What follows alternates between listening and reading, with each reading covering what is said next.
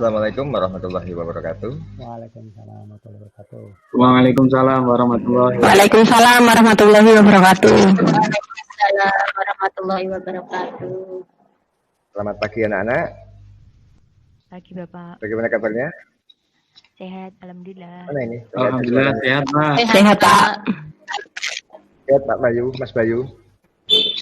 Sehat, Pak. Bang Istri. Alhamdulillah. Nah, tetap semangat belajarnya ya, walaupun masih dalam keadaan pandemi. Selalu jaga jarak, menggunakan masker, dan patuhi protokol kesehatannya. Hari ini kita akan mempelajari tentang ukuran pemusatan data. Untuk kompetensi dasarnya, kita akan menentukan dan menganalisis ukuran pemusatan dan penyebaran data yang disajikan dalam bentuk tabel, distribusi, frekuensi, dan histogram. Indikator pencapaian kompetensi yang akan kita capai. Yang pertama, peserta didik mampu mengidentifikasi fakta pada ukuran pemusatan data yang disajikan dalam bentuk tabel, distribusi, frekuensi, dan histogram. Nah, jadi nanti kita akan mengidentifikasi fakta. Yang kedua, peserta didik nanti dapat menentukan ukuran pemusatan data yang disajikan dalam bentuk tabel, distribusi, frekuensi, dan histogram. Jadi nanti kita menentukan ukuran pemusatan data. Yang ketiga, peserta didik dapat menganalisis ukuran pemusatan data yang disajikan dalam bentuk tabel, distribusi, frekuensi, dan histogram. Dan yang terakhir, indikatornya, peserta didik dapat membuat dan menyajikan ukuran pemusatan data dalam bentuk tabel, frekuensi, distribusi frekuensi, dan histogram. Nah, itu indikator pencapaian kompetensi kita.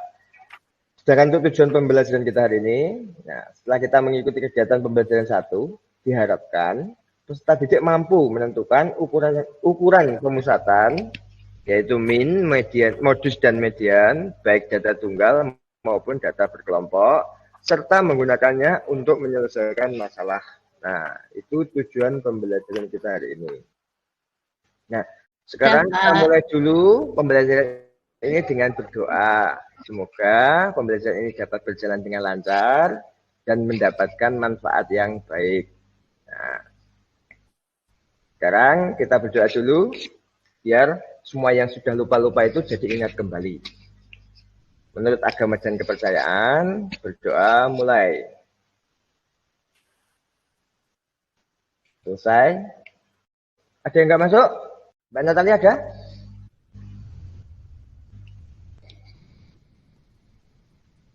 Kok dia Mbak Natalia? Mungkin ini Pak, susah masuk Pak, teman-teman yang lain, sinyalnya susah. Ya, benar. Karena di daerah sini juga banyak gunung ya. Mas Adi, hadir? Hadir, Pak. Oh ya, berarti hadir semua berarti ya. Nah, sekarang kita lanjut. Nah, sudah hadir semua, kita lanjut. Kita kembali ke ukuran pemusatan data. Dulu waktu SMP, Mbak Natalia sudah pernah dapat pelajaran ukuran pemusatan data belum?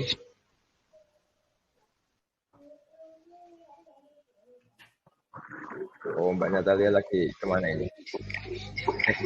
Kita lanjut ya. Haryanti. Kalau statistika itu ingatnya ini Pak, rata-rata. Kalau rata-rata inget Pak, kalau yang lain nggak inget Pak, ingatnya cuma itu aja. Ya, alhamdulillah masih ingat rata-rata ya. Sekarang kita ingat kembali, kita buka kembali untuk pelajaran statistika ini. Semoga ingat terus, karena pelajaran statistika ini nanti ke depannya sangat berguna untuk keseharian. Kita bisa menghitung rata-rata dari kegiatan kita, menghitung nilai tengah mungkin, menghitung modus dari kehidupan sehari-hari kita. Nah, sekarang kita mulai.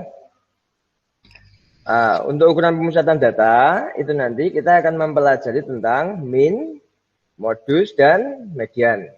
Nah, untuk min, modus, dan median itu nanti ada data tunggal maupun data berkelompok. Nah, ini ya.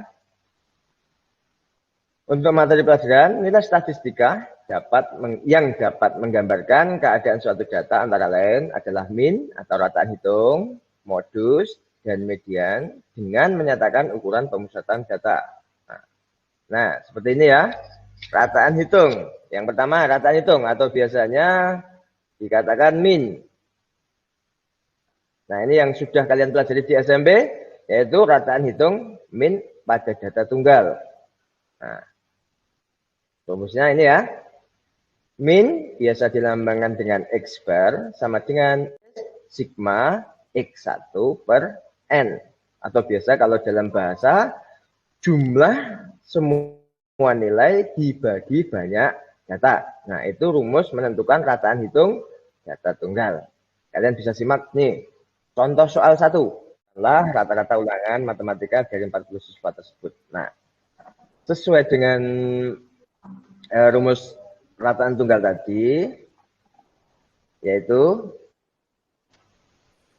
min sama dengan 4 ini dari 4 siswa ini kali dapat nilai 4 ditambah 5 kali 5 dari nilai soal nilai ini ditambah 6 kali 5,5 sampai 3 kali 9 dibagi, nah jumlah dari ini 4 tambah 5 tambah 6 tambah 8 tambah 6 tambah 8 tambah 3. Tahu bisa jumlahnya adalah 40.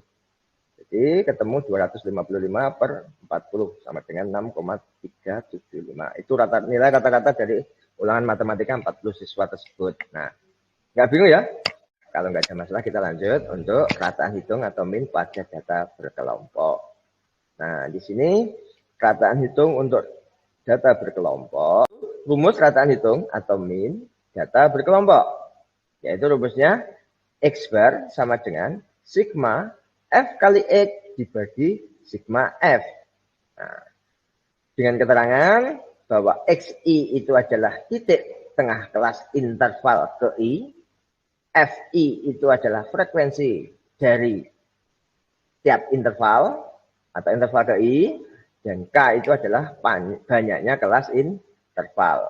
Nah, itu rumus menentukan min data berkelompok. Nah, sekarang kita coba untuk latihan soal ini. Kita coba untuk bahas soal min. Nah, diberikan data berat badan sebagai berikut. Kita cari kolom titik tengah atau XI. Ada yang bisa? Untuk titik tengah interval pertama berapa? Coba. Pak Asep ada? Mas Asep?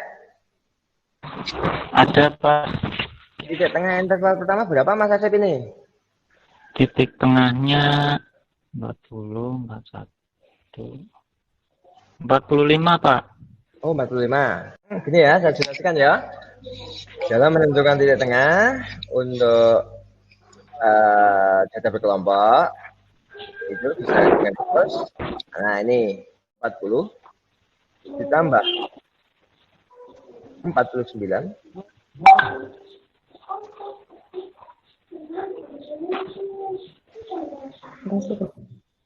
dibagi 2, temunya 44,5. Nah, itu cara menentukan titik tengah dari setiap interval. Itu Mas Bayu. Mas Asep? Iya Pak, paham Pak. Kita bisa lanjut menentukan F kali X. Nah, di sini sudah ada namanya. Ini F-nya ini, X-nya ini. Nah, jadi tinggal kita kalikan. F kali X. Nah, sampai interval terakhir. Nah, setelah interval terakhir ketemu, kita bisa menentukan jumlah dari F kali X ini. Kita jumlahkan. Kita dapat F kali X 2950. Nah, setelah ketemu ini, sigma F kali X ini, setelah ketemu ini, kita bisa menentukan min-nya. Nah, kita bisa menentukan min-nya. Min-nya yaitu sigma Fx dibagi sigma F. Nah, sigma Fx tadi adalah 2950, sigma F-nya adalah 4. Tinggal pembagian biasa. Gak ada kesulitan itu. 73, 10. Nah, itu tadi cara menentukan rataan data berkelompok. Ada yang bingung? Sudah jelas, Pak. Sudah jelas.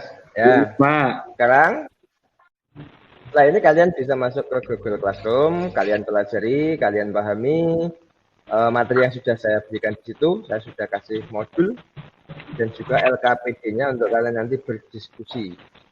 Nah, kemarin kita sudah menentukan kelompok, sudah ada pembagian kelompoknya. Nanti kita berdiskusi di WhatsApp group ya, yang sudah kita bentuk. Sampai di sini ada pertanyaan enggak? Sudah ada, Pak. Nah ini, ya udah. Pelajaran hari ini kita akhiri sampai sini. Semoga ini bermanfaat. Pelajaran saya akhiri. Assalamualaikum warahmatullahi wabarakatuh.